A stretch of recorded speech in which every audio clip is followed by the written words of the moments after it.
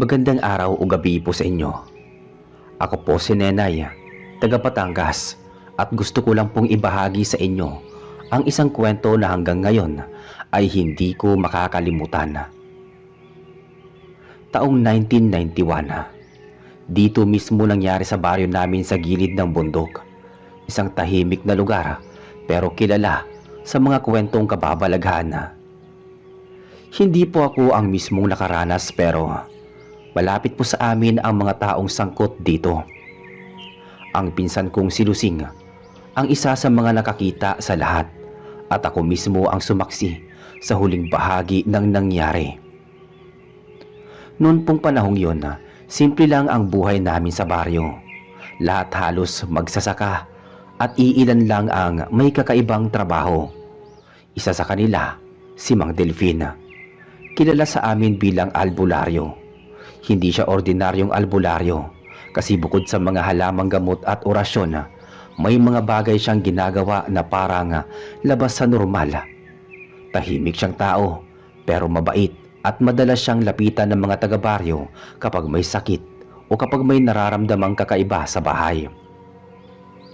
Kasama niya sa bahay ang asawa niyang si Aling Trining at ang pamangkin nila, si Susan, na dalagang tahimik at masunurin. Isang gabi noon, may kakaibang nangyari. Habang naglalaba daw si Trining sa may poso, biglang lumiwanag ang langit. Akala nila kidlat, pero walang kulog. Pagtingin niya sa taas, may nakita raw siyang parang bola ng apoy na tumatama pababa. Galing sa langit yun, papunta sa bandang gubat. Delfin, may bulalakaw! Sigaw ni Aling Trining habang natapo ng timba ng sabon. Lumabas si Mang Delfin bitbitang gasera. Saan banda? Tanong niya. Doon niya nakita ang sinasabi ng asawa. Isang malakas na liwanag na bumagsak sa may dulo ng bundok malapit sa sapa. Ay, baka eroplano? Sabi ni Trining, pero umiiling-iling si Delfin. Hindi, ibang klaseng liwanag yon. Para siyang may buhay.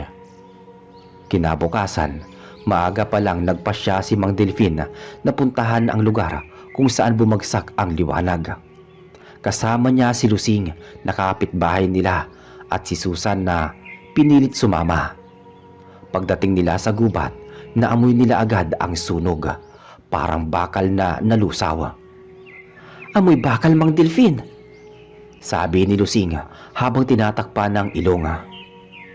Oo nga, parang nasunog na lupa, sagot ni Mang Delfin. Sa gitna ng damuhan may nakita silang bilog na hukay. Parang pinagbagsakan nga ng kung anong mabigat. Sa gitna noon may isang bato. Maliit lang, kasing laki ng kamao pero kakaiba. Kulay abuhin nga, may halong berde at asul. Nagniningning pa ito kahit tanghaling tapat. Ang ganda, Mang Delfin, sabi ni Susan sabay abot ng kamay para hawakan. Wag mong gagalawin. Pero huli na, nahawakan na ni Susan ang bato. Pagkapit niya, parang biglang natulala ang dalaga. Ang mata niya ay napatingin sa malayo tapos ngumiti siya, pero hindi normal. Mainit, pero parang may boses na nagsasalita. Nilapitan siya ni Mang Delfin at hinila ang kamay. Bitawan mo yan. Pagkabitiw ni Susan, sumirit ang dugo sa palad niya, parang tinusok ng maliliit na karayom. Dugo? Nakagat ka ba? Sabi ni Lusing. Ay hindi po, sagot ni Susan pero bakas sa muka ang pagkailang. Dinala nila ang bato pauwi kahit tutol si Lusing. Baka masama yan, Mang Delfin. Baka may sumpayan, sabi nito. Pero sabi ni Delfin, hindi, baka ito ang batong ginagamit ng mga diwata.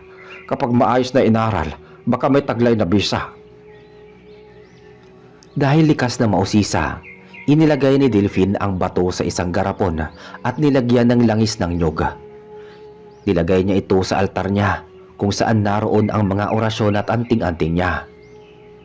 Simula noon nag-iba ang ihip ng hangin sa bahay nila. Madalas daw marinig ni Trining na may naglalakad sa labas kahit 10 oras ng gabi. Minsan maririnig niya nga, parang may kumakaluskos sa kisame, pero pagsilip nila, wala naman. Ilang gabi ang lumipas, si Susan naman ay nagbago. Hindi na siya lumalabas ng bahay tuwing umaga. Tulala, tahimik at minsan ay nagsasalita mag-isa. May bumubulong sa kanya, sabi ni Trining. Sabi niya, galing daw sa bato. Dagdag pa nito. Kinagabihan habang kumakain sila, biglang nagkalabog sa kusina. Baka pusa, sabi ni Mang Delfin, pero nang silipin niya, nakita niya ang garapon. Basag, wala na ang bato. Kinabukasan, isang batang lalaki ang nakita sa may sapa. Walang buhay, pero walang sugat. Ayon sa mga tao, ang mga mata ng bata ay parang nakatitig sa langit at ang mga kamay nito ay parang may hawak na hangin. Mula noon, hindi na nagparamdam si Susan ng normal.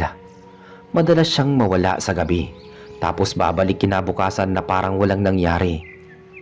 Minsan may dugo sa labi niya, minsan basa ang mga paa kahit walang ulan. Lusing, naniniwala na akong hindi ordinaryo yung bato. Parang may nakalabas na kung anong nilalang, sabi ni Aling Trining isang gabi. Sumang-ayon si Lusing.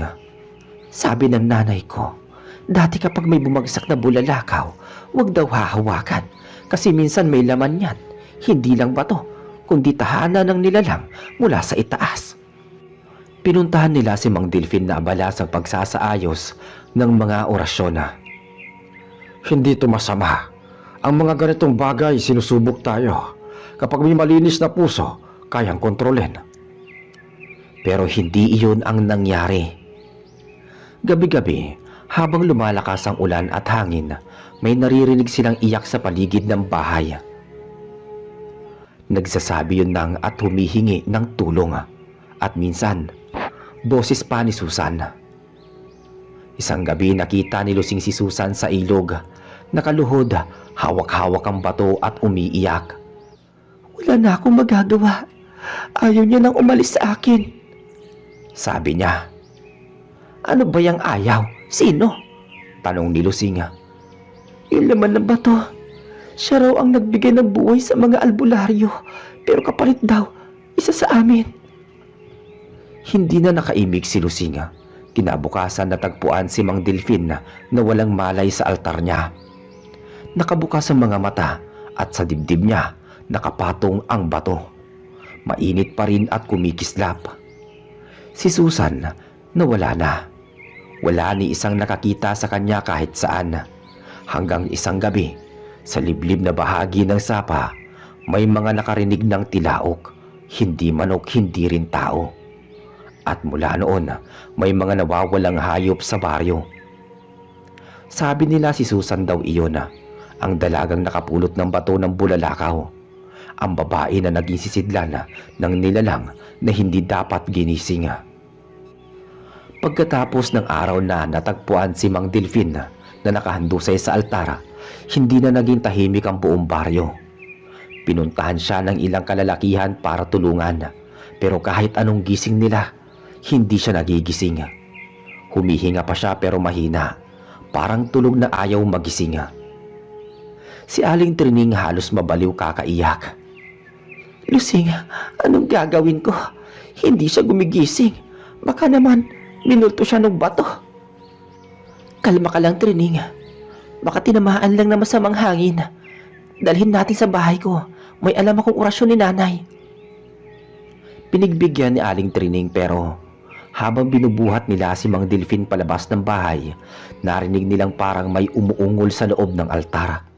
Mahina lang nung una, parang ihip ng hangin, pero nung habang papalayo sila, lalong lumalakas.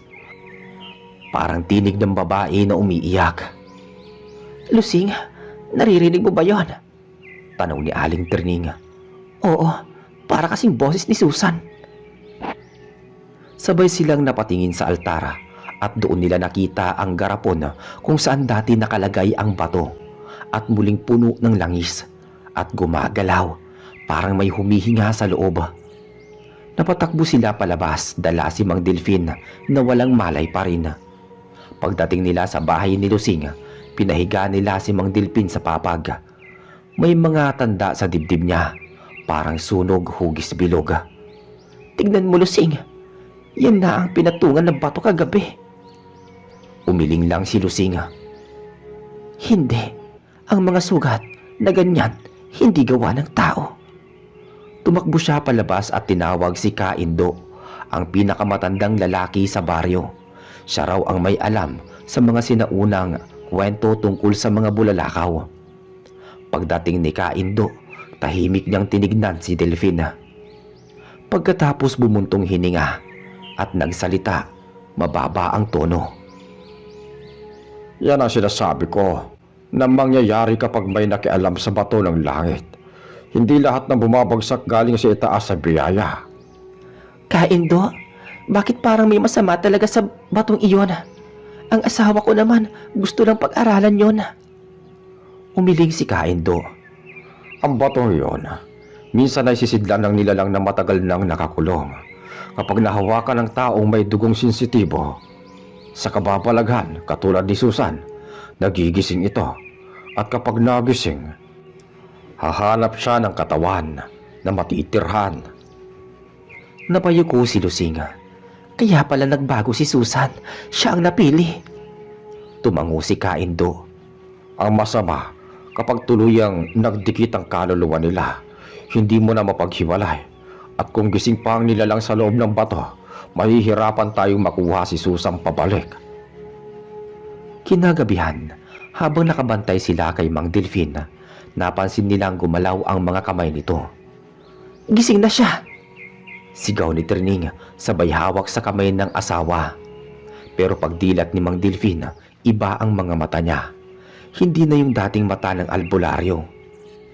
Maitim ang mga gilid at kumikislap ng bahagyang asula. "Nasaan ang bato?" Mababa ang boses niyang tanong. Wala ni isang sumagot. "Nasaan si Susan?" Dagdag pa niya. Lumapit si Trining, nanginginig.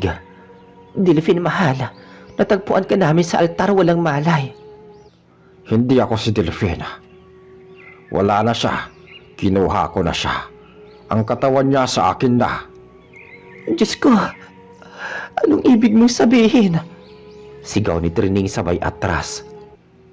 Tumayo si Mang Delfin o kung sino man ang nasa loob ng katawan niya. Napatakbo si Lusing at hinila si Trining. "Tara na, hindi na si Delfin yan." Pero bago pa sila makalabas, biglang pumutok ang lampara. Sobrang dilim. Ang huling narinig nila ay boses ni Mang Delfin na nagsalita ng mga salitang hindi nila naintindihan. Kinabukasan, nagising si Trining sa labas ng bahay. Nakahandusay sa lupa. Si Lusing nawawala. Tumakbo siya papunta sa baryo. Umiiyak, humihingi ng tulong. Pagbalik nila, wasak ang bahay ni Lusing at sa gitna ng sahig may mga marka ng paa. Parang hayop, matutulis ang kuko. Sa altar nakita nila si Mang Delfin. Patay na, pero nakangiti. At sa tabi ng bangkay niya, nakaluhod si Susan. Buhay pero nanlilisik ang mga mata. "Lusing!" Tawag ni Trining na mahina. "Ikaw ba yan, Susan?" Ngunit si Susan ngumiti lang. "Hindi na ako si Susan." Bago pa siya makatakbo, biglang humigop ng hangin ang paligid. Lahat ng kandila sa altar ay sabay-sabay namatay. Pagdilat na Trining, wala na si Susan. Wala rin ang bangkay ni Delfin. Tanging naiwan ang bato ng bulalakaw nasa gitna ng sahig. Kumikislap na naman. Lumipas ang 2 araw, walang natagpuan na bangkay ni Lusing. Ayon kay Kaindo, baka raw kinuha na rin ng nilalang ang kaluluwa nito bilang kapalit sa ginawang pagsuwaya. Pero hindi tumigil si Trining. Araw-araw bumabalik siya sa gubat, dala ang mga lumang orasyon ng asawa niya. Ang sabi niya, "Hanggat hindi ko nasisira ang batong iyon, hindi matatapos to." Isang gabi ng Agosto, bumalik ng mag-isa sa lugar kung saan unang bumagsak ang bulalakaw. Tahimik ang paligid, tanging tunog ng mga kuliglig at hangin ang maririnig. Sa gitna ng dilim may nakita siyang liwanag, kulay asul na pumipintig. "Yan ka na naman. Isasauli kita kung saan ka galing," bulong ni Trining sabay lapit. Pero bago pa niya mahawakan, may boses na sumagot na pamilyar. Napatigil si Trining. Boses ni Susan yun. Paglingon niya, andoon nga itong si Susan. Pero hindi na siya mukhang tao. Maputla, mahaba ang kuko, at ang balat niya ay parang may mga guhit ng liwanag na asula. "Balik ka na sa amin. Hindi ikaw yan. Nililinlang ka lang ng demonyo," sabi ni Aling Trining. Ngumiti si Susan pero ang ngiti ay parang halimaw. "Hindi ako nililinlang. Ako na ngayon ang tagapangalaga ng bato," sabi niya. Biglang lumiwanag ang paligid. Ang lupa ay umalog at mula sa ilalim ng hukay may sumingaw na usok. Sa gitna noon, isang anino ang bumangon, mataas, payat at walang muka. Tinakpan ni Trining ang muka niya, sabay sigaw ng mga orasyon ni Mang Delfina. "Sa ngalan ng Diyos, sa apoy ng langit, isumpa ka!" Ngunit bago pa niya matapos, lumipad ang bato papunta kay Susan at sa isang iglap at kisap mata, nawala silang dalawa. Simula noon walang nakakita kay Susan.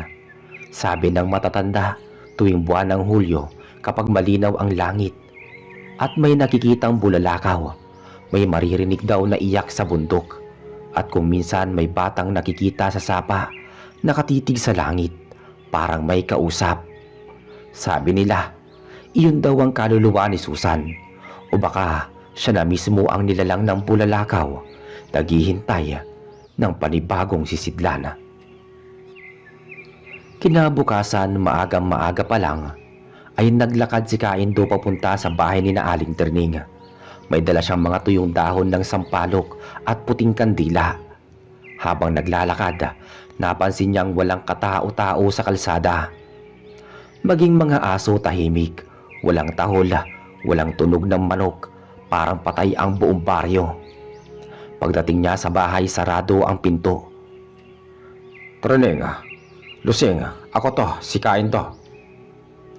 Walang sumagot.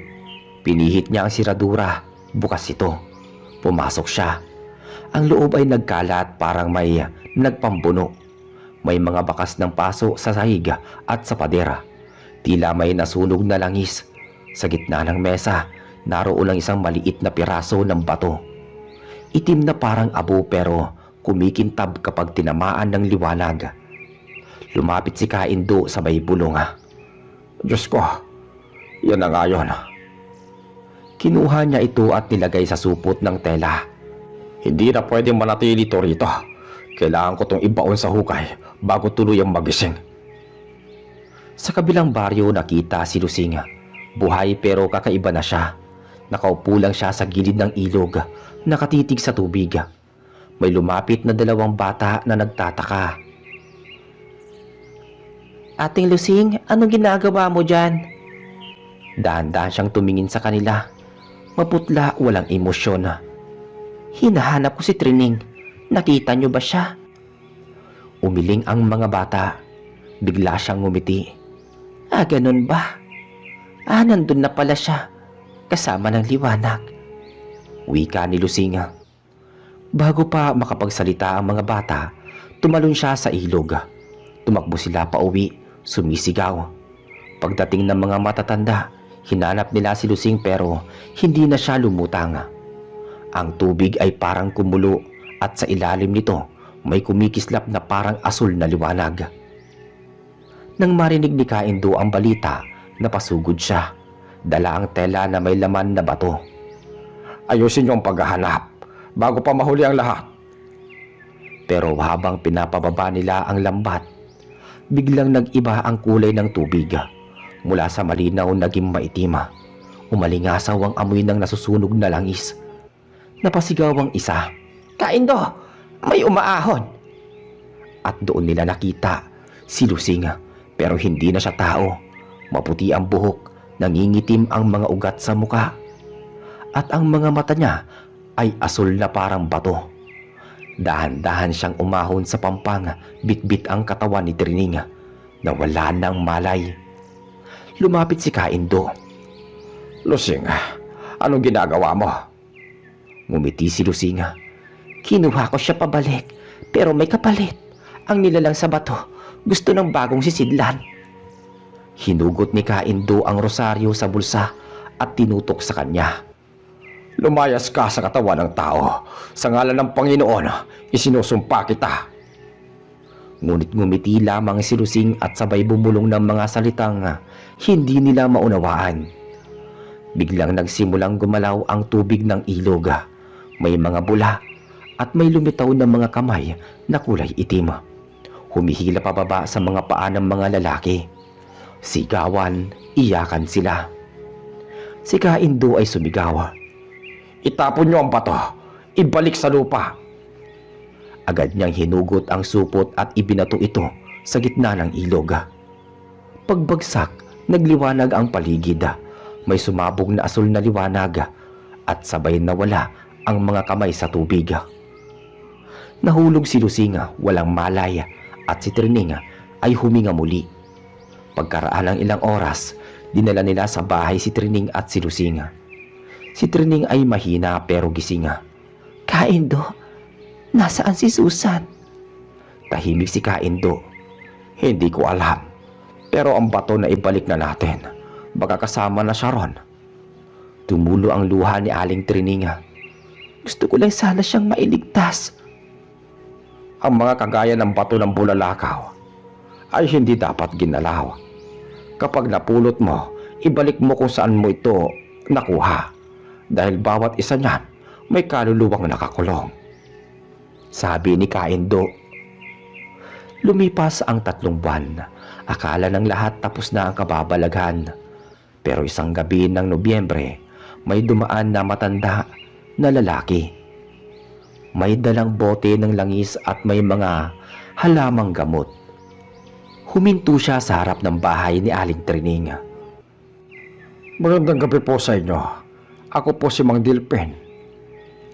Albularyo mula sa kabilang bayan. Napatigil si Aling Trining. Anong pangalan mo ulit? Ngumiti ito. Mang Delphin, may naghahanap po kasi sa akin. Sabi kailangan daw ng manggagamot dito. Pero patay ka na. Napatras si Trining. Tumawa lang ang matandang lalaki. Patay? Hindi ako namatay. Kinuha lang ako saglit ng liwanag. Sa likod niya may nakatayo. Isang dalagita, nakaputing bestida, nakayuko. Siya si Susan. Sabi ng matandang nagpakilalang si Mang Delfina. Pumalik siya para ayusin ang lahat. Dahan-dahan niyang tinaas ang ulo ng dalagita. Ang mga mata nito ay kumikislap ng bughaw. Hindi pa tapos ang kasunduan, sabi ni Susan, sabay ngiti. Kinabukasan natagpuan ng mga tao ang bahay ni Trining na sarado mula sa loob. Walang tugon kahit anong katok. Nang sirain nila ang pinto, wala silang natatnan kundi ang amoy ng langis at abo. Sa gitna ng sahig, nakaukit ang hugis bituin at bilog na may abo ng bato sa gitna. Mula noon, muling tumahimik ang baryo. Ngunit tuwing gabi ng ulan, sinasabing may lalaking kumakatok sa mga bahay. Nag-aalok ng gamot sa may sakit na hindi gumagaling. Kapag tinatanggap mo, bigla kang lalagnatin at mawawala kinabukasan. At sa bubong ng bahay mo, may matatagpo ang abo na kumikislap kapag tinatamaan ng liwanag. Sabi ng matatanda, yun daw ang bato ng bulalakaw na muling naghahanap ng sisidlan, at ang nagdadala nito, ang albularyong si Delfina na hindi na tao.